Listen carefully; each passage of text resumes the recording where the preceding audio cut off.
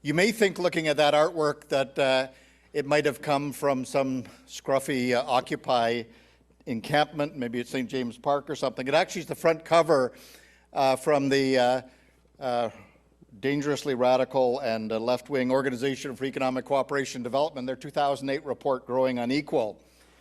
So inequality is actually something that, of course, is now widely acknowledged. It's in the currency, and you may ask, what are the links between housing and inequality? And that's really what we want to talk about a bit. Across Canada, about 95% of Canadians are required to find their housing in private housing markets, either ownership or rental markets. In Toronto, it's about 90% because we have a slightly bigger social housing sector in Toronto. And in both the private ownership markets and in the private rental markets, increasingly housing costs are out of reach of low and moderate and even middle-income households. In fact, here in Toronto, in order to afford a typical two-bedroom apartment, according to the recent numbers from Canada Mortgage and Housing Corporation, you need a household income about $45,000 a year, or an entry-level condominium, one of those little boxes with the windows that fall out on a regular basis.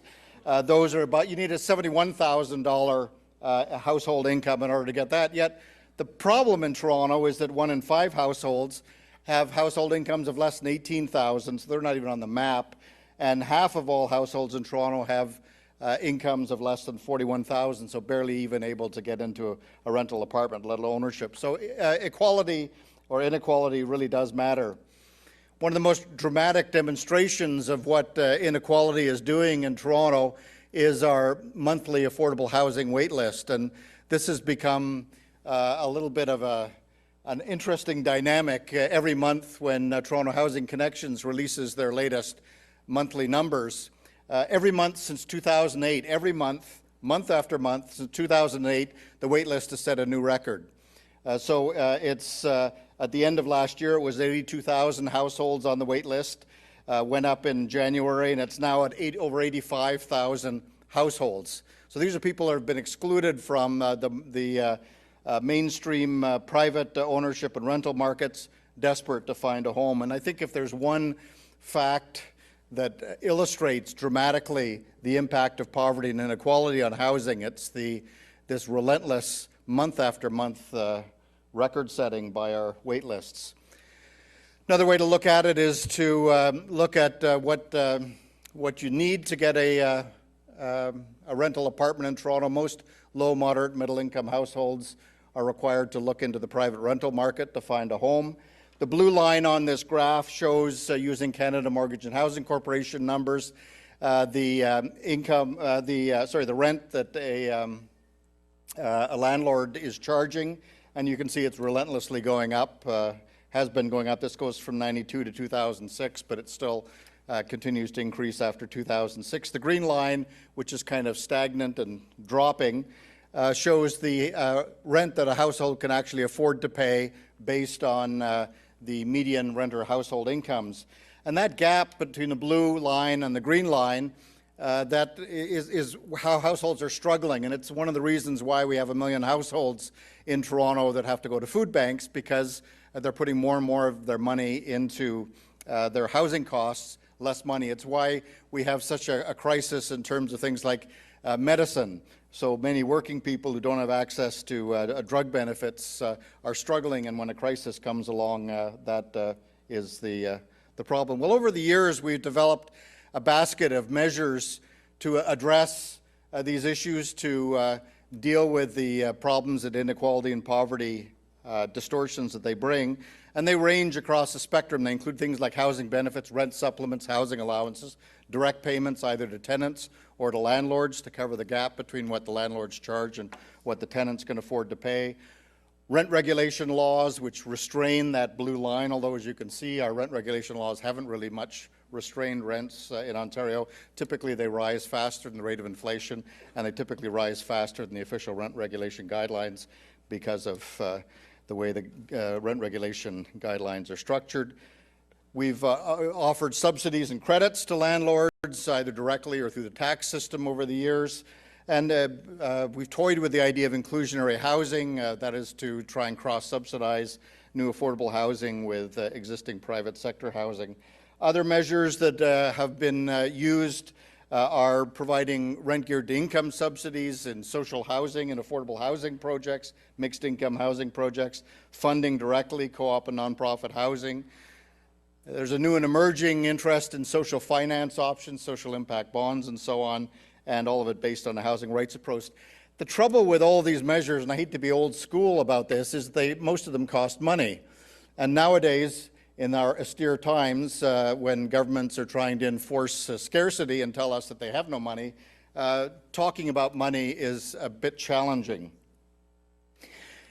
When you look at the patterns of government investments, government affordable housing investments, you see that it's not just in the last couple of years when austerity has been on the lips of many politicians, that austerity has been the reality. Government mandated scarcity is the reality for housing.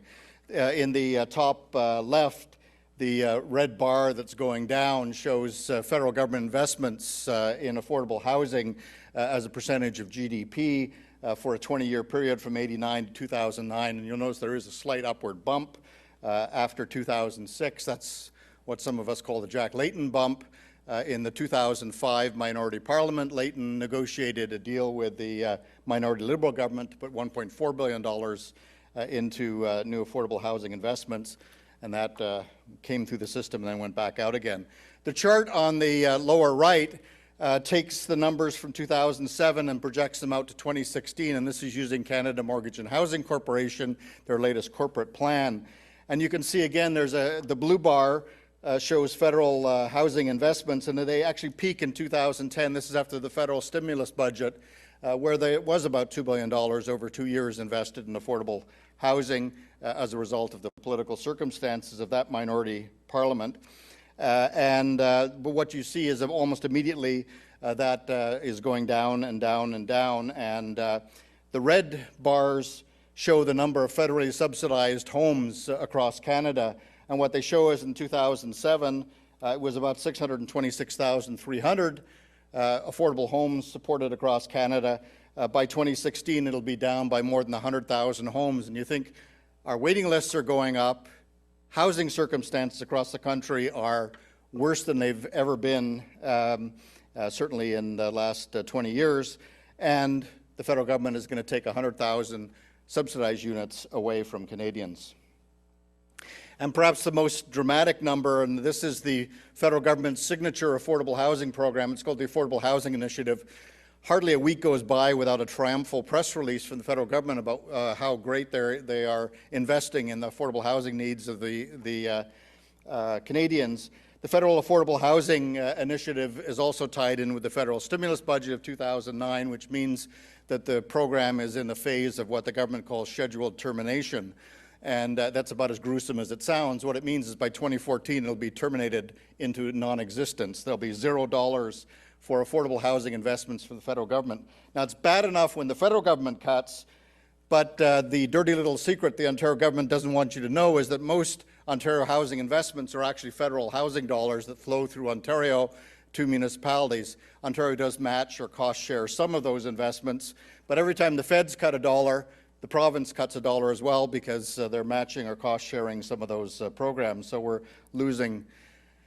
And so that brings me to the first sort of prescription that we're never going to make progress in terms of housing inequality if we continue to have the federal government missing in action and the province tagging along with the feds. And so we have yet another radical, Don Drummond, who I won't comment on the rest of the 400 pages of recommendations, but the one recommendation I do support is his recommendation 1914, where he recognizes that the feds in Ontario have to get a serious long-term, properly funded, stable, adequate housing strategy, and they have to engage all the partners. So that's absolutely a critical component. We cannot build a national housing plan, a provincial housing plan, or a Toronto housing plan as long as our senior levels of government are disengaged.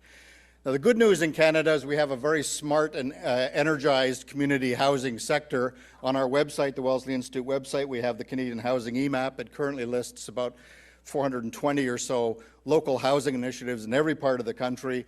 There's a lot of energy and dynamism, but they're being starved of resources. And the reason why our wait lists in Toronto go up and in other places continue to go up is not because we don't have good organizations that are doing good things, it's because they're starved of resources. And of course, just a couple of blocks north of here is the newest and biggest nonprofit housing development in a decade in Canada, the YWCA's wonderful Elm Centre. If you haven't visited it, go visit it. It's a great place. Congratulations to the Y in bringing this to fruition in these very austere and harsh times.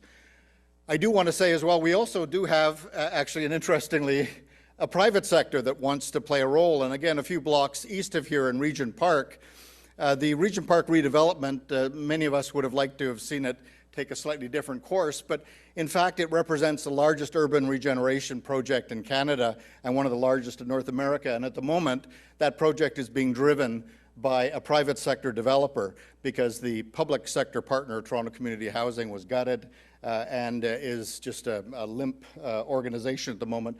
And if you visit Regent Park and you see the energy and dynamism, the new arts center, the new community center, the center for learning, the housing that's going in there, that's because there's a private sector partner who's actually got the bit in his mouth and is working ahead. So what do we need to do? We need to rebuild a national housing plan from the community up. We have a new national entity called the Canadian Alliance to End Homelessness. It's a joint venture of the Wellesley Institute and the Calgary Homeless Foundation. It's based in Calgary. We thought better to base it out there than to base it in Toronto because our national government doesn't like anything coming out of Toronto.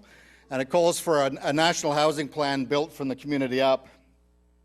We have in front of our national parliament a bill, Bill C-400, which is a bill that would create a national housing plan, meet Canada's international housing obligations, engage partners, provide the funding.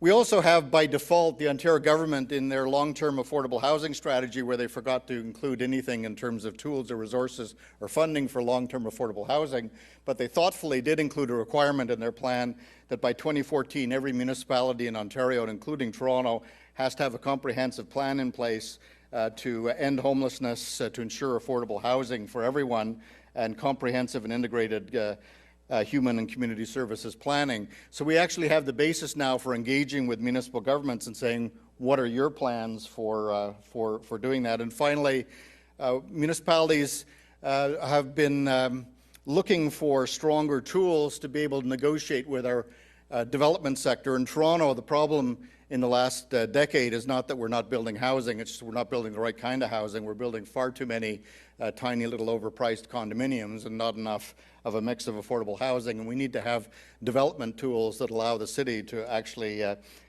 negotiate from a position of strength with the developers, as happens throughout the United States. So thank you very much.